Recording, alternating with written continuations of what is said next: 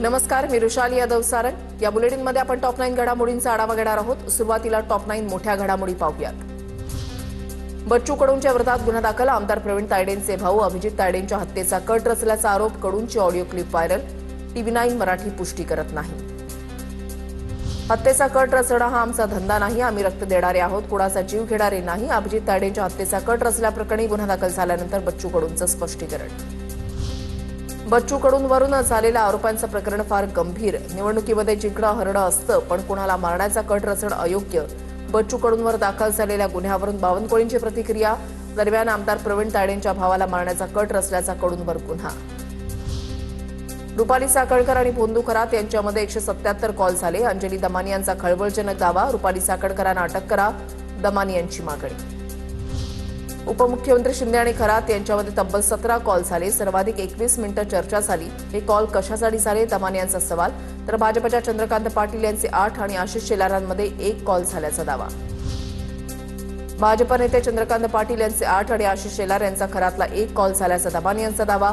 तर सुनील तटकरे आणि खरात यांच्यातही 8 कॉल झाल्याचा आरोप। दीपक केसरकरांचे जवळचे व्यक्ती दीपक लोंढेंचे भोंदू अशोक खरातला 189 कॉल्स। अंजली दमानी यांचा गंभीर आरोप। दोघांमध्ये तब्बल 8 तास 29 मिनिटं संभाषण झाल्याचा दमानी यांचा दावा। भोंदू खरात प्रकरणाला राजकीय वळण देऊ नका, प्रकरणाचा सखोल तपास सुरू, आरोपींना सोडलं जाणार नाही। अंजली दमानी यांच्या आरोपांवर मंत्री संजय शिरसाट यांची प्रतिक्रिया। दमानी यांचा पुरवठा अधिकारी कोण, मंत्री उदय सामंत यांचा सवाल। दमानी यांच्याकडे यादी गेली असेल तर चौकशी झाली पाहिजे, उदय सामंत यांची मागणी। खरातचा पाय आणखीन खोलात, पाहुयात त्या संदर्भातल्या टॉप 9 बातम्या। घरात खूप कॅश यायची, वडिलांना सर्व काही माहिती। एसआयडी चौकशी दरम्यान भोंदू अशोक खरातच्या मुलाची कबुली। खरात प्रकरणी शिवनिका संस्थांच्या 3 संचालकांची एसआयडी चौकशी। आर्थिक व्यवहारासंदर्भात खरात समोरच 3 संचालकांची एसआयडी चौकशी। खरातचे सावकारीचे अनेक व्यवहार समता आणि जगदंबा या 2 पतसंस्थांच्या माध्यमातून झाल्याचं समोर।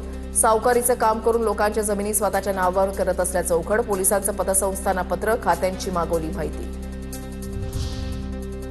पतसंस्थांमध्ये वेगवेगळ्या लोकांच्या नावे खाती उघडून या खात्यांवर भोंदूबाबा खरातचे व्यवहार। समता पतसंस्थेमध्ये 57 खातेदारांचे 132 अकाउंट्स। प्रत्येक खात्याला अशोक खरात नॉमिनी। 60 कोटींचा व्यवहार झाल्याचं उघड। 8 खाती खरात कुटुंबियांची, तर 1 खातं प्रतिभा चाकणकर आणि त्यांच्या मुलीच्या नावाचं।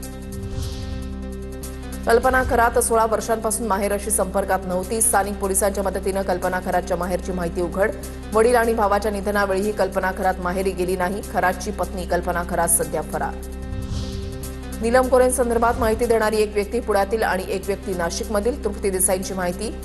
कोरेंसंदर्भातील आरोपांवर ठाम, माहिती देणारी व्यक्ती शिंदेच्या सेनेतील आणि योग्य वेळी पुरावे सादर करणार। तृप्ती देसाईंकडून स्पष्ट। नामकर्णा आवारेची शिर्डी पोलिसांकडून चौकशी। नामकर्णा आवारे हा भोंदू खरातच्या जवळचा। खरातनं आवारे आणि कुटुंबियांच्या नावे समता पतसंस्थेमध्ये 6 खाती उघडली। 2021 पासून 1,20,00,000 या खात्यांवर व्यवहार। भोंदू खरातच्या अडचणीमध्ये आणखी वाढ। नाशिकमध्ये 12वा गुन्हा दाखल। भोंदू खरातवर नाशिकमध्ये आणखीन एक गुन्हा दाखल। आर्थिक फसवणूक केल्याप्रकरणी भोंदू खरातवर गुन्हा।